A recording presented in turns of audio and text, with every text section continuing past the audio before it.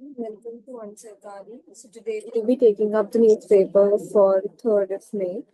So we're here with the first article, the water sharing dispute between Punjab and Haryana.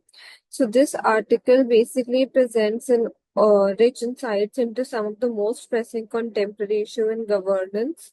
And it's talking about the water sharing dispute between Punjab and Haryana. And it underscores the complex nature of interstate conflicts, particularly over natural resources. So over here we're talking about the SYL canal issue, which is a Satluj Yamuna link, where Haryana demands its rightful share of river water, while Punjab resists, citing ecological degradation and groundwater depletion. So this basically reflects the challenges of federal cooperation and also critical concerns about water governance and sustainability. And if we have legal battles over here, Supreme Court directives and political posturing, which further deepen this crisis. So there has also been reference to BBMP and BWSSP water sharing in Bangalore introduced a parallel in the urban water management, and it basically highlights the administrative complexities and need for a coordinated policy action. Then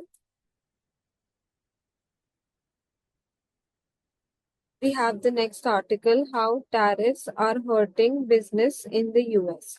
So this basically sheds light on the unintended consequences of protectionist policies imposed during the Trump administration. And these tariffs, they have a ripple effect on both large corporations as well as small businesses, primarily by increasing input cost and disrupting the global supply chain.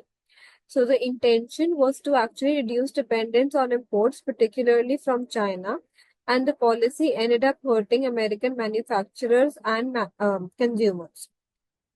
So the plight of small businesses lacking the flexibility to shift suppliers or absorb rising cost basically illustrates the vulnerabilities of a globally integrated economy. So this invites comparisons with India's trade strategy and its push for self-reliance to policies like PLI, which is the production-linked incentive, and supply chain diversification. Then we have an article regarding the LOC. So LOC is the border between Pakistan and India. And since we have ongoing geopolitical tensions, so this is an important part. So even if by having a renewed ceasefire understanding in 2021, violations by the Pakistani army, they've continued. So this basically triggers a proportionate response from India. And the LOC remains a militarized zone fraught with constant vigilance, where the ceasefire agreement, they basically act as a fragile instrument of peace. So over here we have the role of DGMOs, which is Director General of Military Operations, in maintaining communication and managing escalation is a crucial institutional mechanism. So this article, apart from that, also touches on the historical evolution of LOC, its political significance, and the broader implication of national securities altogether. And ceasefire violation, apart from the immediate strategic consequence, they also affect broader population and complicate the peace building efforts.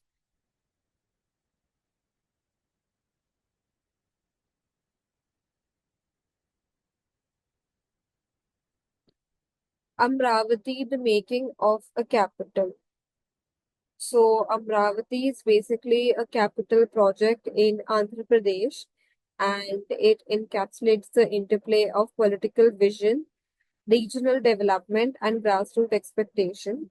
So, originally conceived as a grand city, capital city post bifurcation in 2014, Amravati was envisioned to symbolize Andhra Pradesh as aspiration for administrative and economic resurgence. So, the city was to rise on the banks of Krishna River, and it would to incorporate cutting edge urban planning and large scale infrastructure investment. And a master plan was drawn for extensive land pooling, and socio-economic zones were proposed, including education hubs, business corridors, and essential sectors. However, subsequent political shifts and changes in government in 2019 led to stagnation, legal tussles, and a hustle in the movement. So, the current revival of the Amravati project is backed by the new political leadership and reasserted by the Prime Minister, and this basically reflects renewed push towards completing the vision of a centralized proposed city built capital. So the government envisions Amravati as a future economic hub by 2050, targeting a population of 3.5 million and generating 1.5 million jobs. This long-term vision is being re-articulated in terms of strategic location, connectivity, educational and health infrastructure, and alignment with regional economic growth. So, the delay in development has caused unrest among farmers who had voluntarily given up their lands under the land pooling scheme, expecting timely compensation and visible transformation. So, apart from that, this article also reflects the broader challenges of planned urbanization in India, underscoring the importance of continuity in governance, financial viability, and stakeholder trust when undertaking large scale product urban infrastructure projects happen. So the proposed investment, including roadways, public transport, and institutional zones, are impressive, but the timeline for execution and the actual mobilization of funds remains uncertain. So the Amravati case basically serves as a crucial case study in political, economic, and public policy execution. And it basically brings out the tension between a top down planning and bottom up aspiration and emphasizes the visionary projects which must be accompanied by consistency, transparency, and inclusive implementation.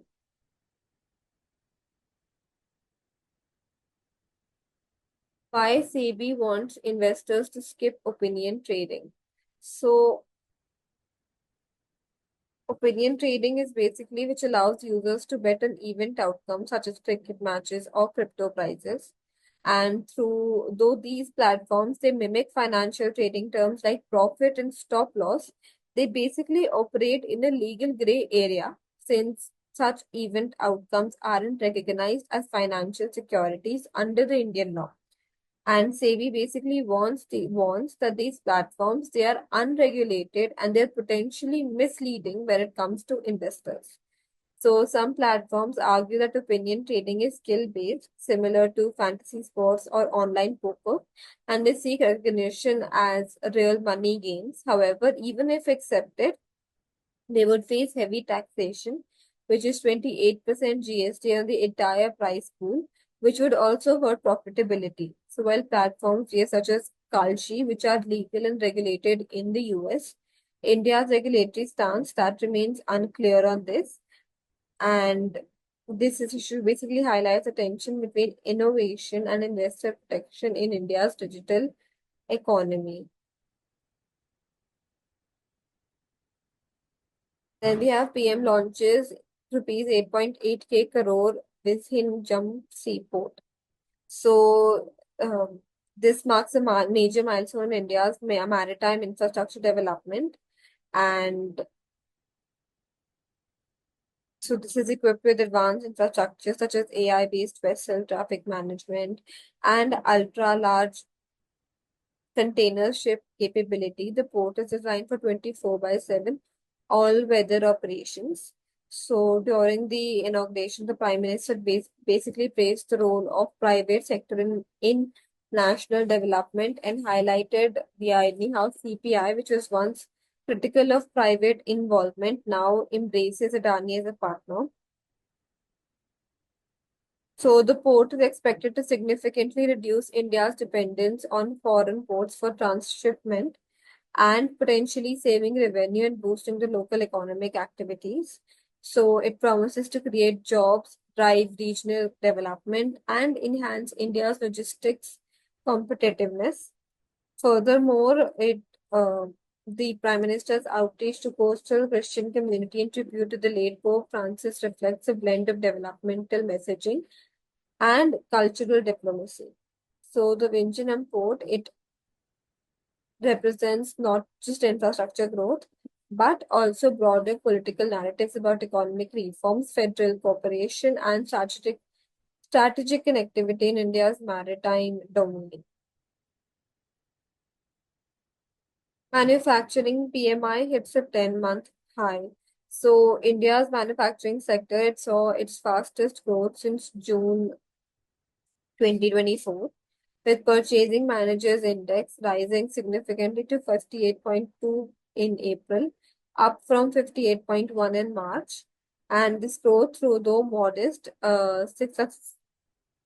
sequentially was driven by a surge in export orders, potentially indicating a shift in global production towards India in response to US tariff changes. And the PMI survey, it noted strong expansion in production, employment, and inventory supported by the second fastest rise in the international order since May 2011. And high demand basically gave Indian manufacturers the confidence to raise selling prices at the steepest rate since October 2013. And despite increased input cost around sectors such as transport, building, maintenance, steel, and rubber, so steel selling prices into inflation outpaced input cost inflation, preserving the profit margins. And the influx of new order also led to significant rise in unfinished workload and promoted companies to hire more staff, which is 9% of surveyed firms increased their workforce in April using permanent and temporary contracts.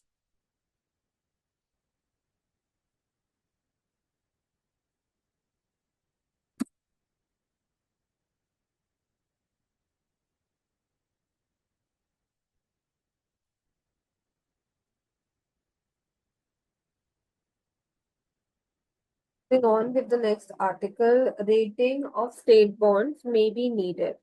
So the Financial Secretary Ajay Seth, he suggested how introducing the credit rating for state development loans to encourage the fiscal discipline among state government.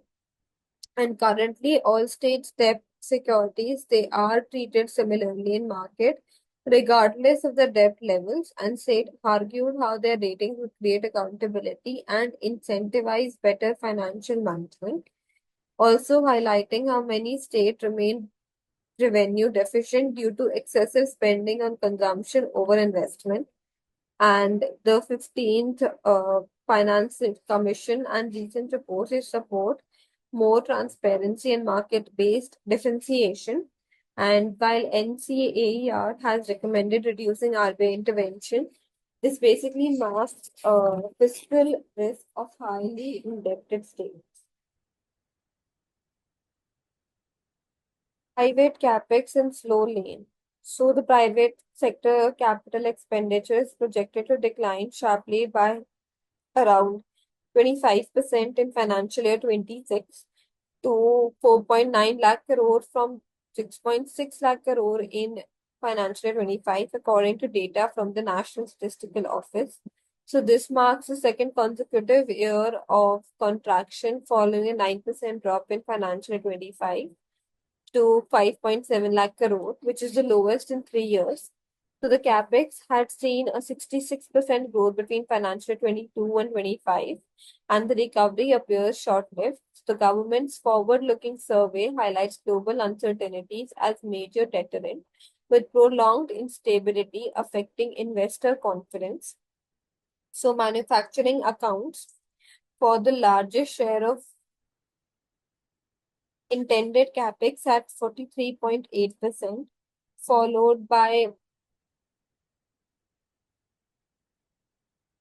transport, information, and communication.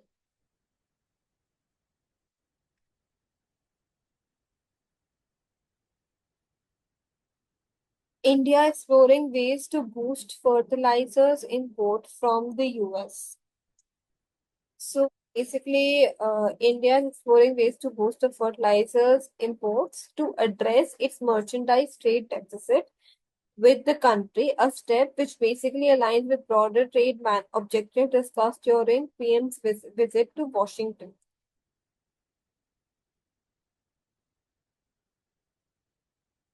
So this move, it includes reducing import duties on fertilizers as part of negotiations for BTA,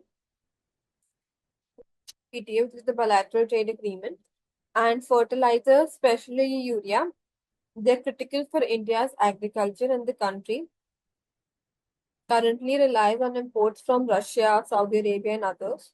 So, with domestic production increasing, including through innovations like urea, India aims to reduce its reliance on imports. And the decrease in global fertilizers prices in recent years have also impacted the global import bill. And the government's focus on diversifying fertilizers resources sources and improving domestic production capacity reflects efforts to manage fiscal burdens and strengthen agricultural sustainability, which has important implication for India's trade, economic policy, agricultural strategies. New IT norms ease compliance burden. So the CBDT, which is Central Board of Direct Taxes, has introduced significant changes to the income tax return form ITR 3 for the assessment year 2025-26, which basically applies to individuals and Hindu and undivided families earning income from business or professions such as doctors, consultants, and freelancers. So the threshold for reporting assets and liabilities has been increased from 75 lakh to 1 crore, reducing the disclosure burden on middle income taxpayers, and the form now requires the separation of long-term capital gains based on whether they arose before or after July 23, 2024, and with tax implication for shared sales depending on the date of transaction. So additionally, loss from the share buybacks are allowed only if the dividend income is reported post October 1, 2024. So the form also includes a new section for reporting capital gains before and after July 23, 2024 cutoff, and introduced drop down for easier reporting of reductions and tax deductions at the sources. These updates they aim to simplify the filling process and improve data accuracy, with the filling deadline set for July 31 for those not requiring an audit and October 31 for others.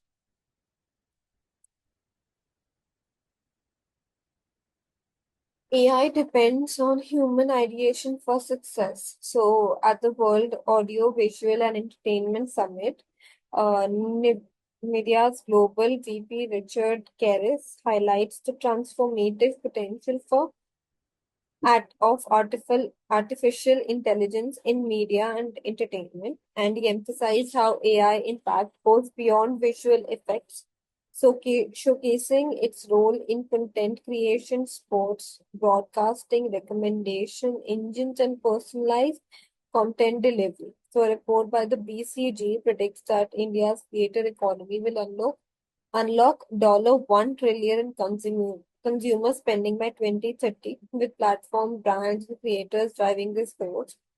So the short form videos, comedy, and fashion, they are leading genres with an increased focus on driver consumer targeting. And the report is also forecast to broad brand strategies which would evolve, emphasizing faster contented production and more granular consumer engagement. So, industry leaders like Kiran Majumdar-Shaw discussed India's potential to create $1 trillion creative economy by 2047, urging for clearer stand, ethical AI use, and incentives for local content. It basically highlighted how the AI should complement, not replace, human ideation, with technology serving as the foundation for global storytelling and creative economies.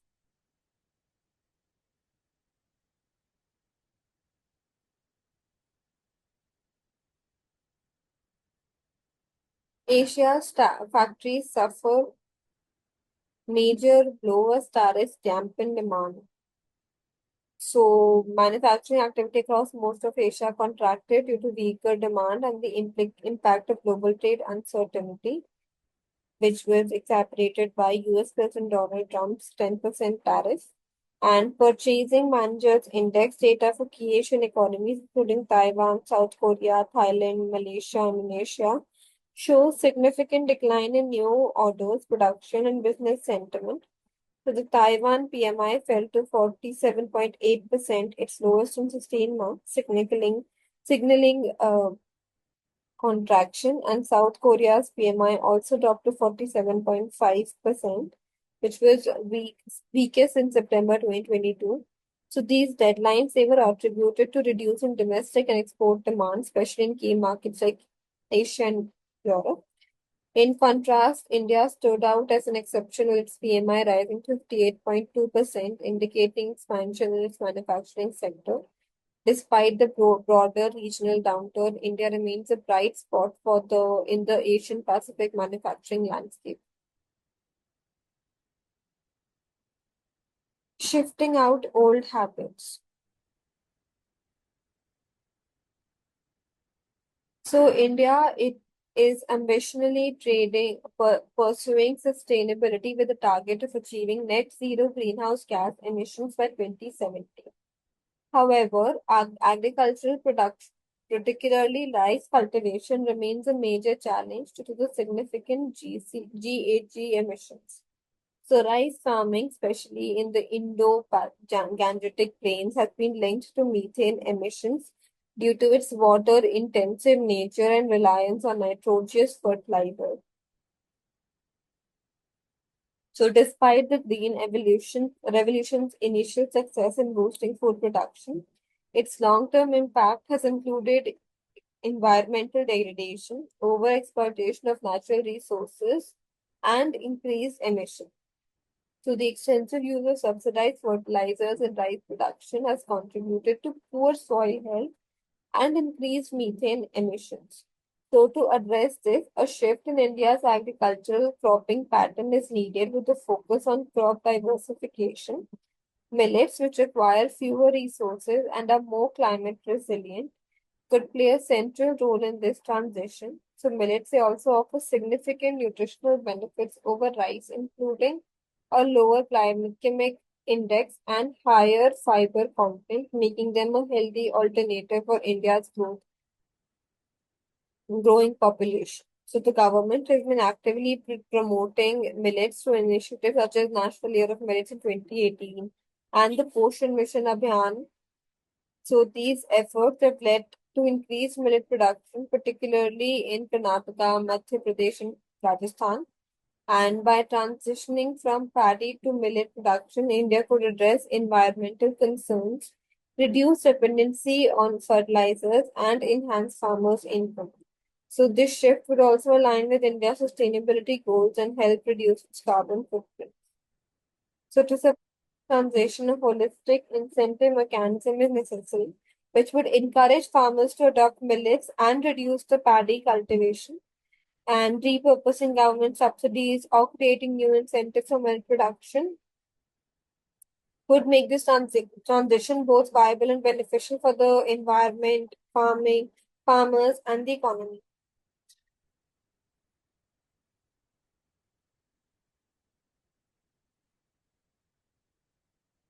After 15 years, domestic institutions upstaged FPIs in ownership of listed stocks on NSE.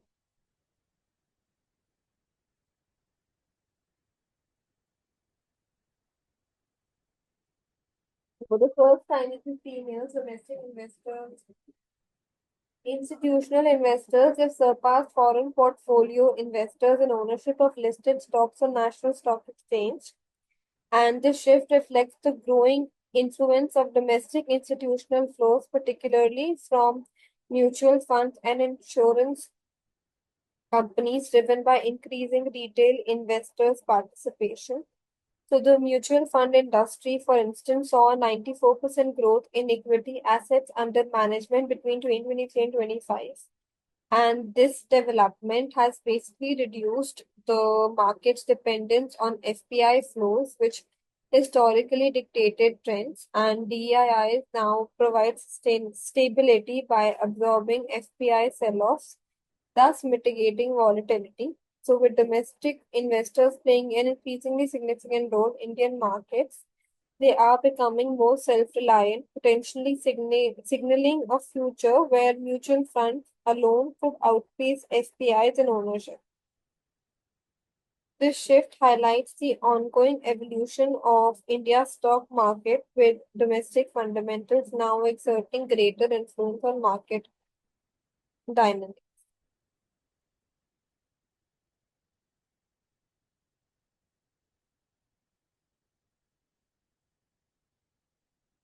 Caste census, the first steps how to count OBC general category caste. So the government faces key challenges in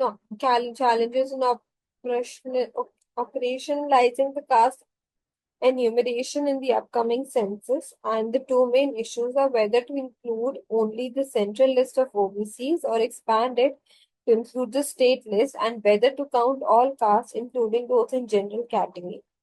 So currently, OBCs are listed in separate central and state lists with no unified list for the country. So the census process is expected to mirror the 2020 census, which was suspended due to the pandemic, and preparations are expected to take at least 6 months, beginning with an official gazette notification and subsequent state notification. So this process will also involve upcoming software and retaining enumerators. So surveys in Bihar, Telangana, they've already counted individual castes in general category, but their full findings have not been released. So the 2021 census, which was set to use digital enumeration and with caste now included, the software will need updates to accommodate the OBC data.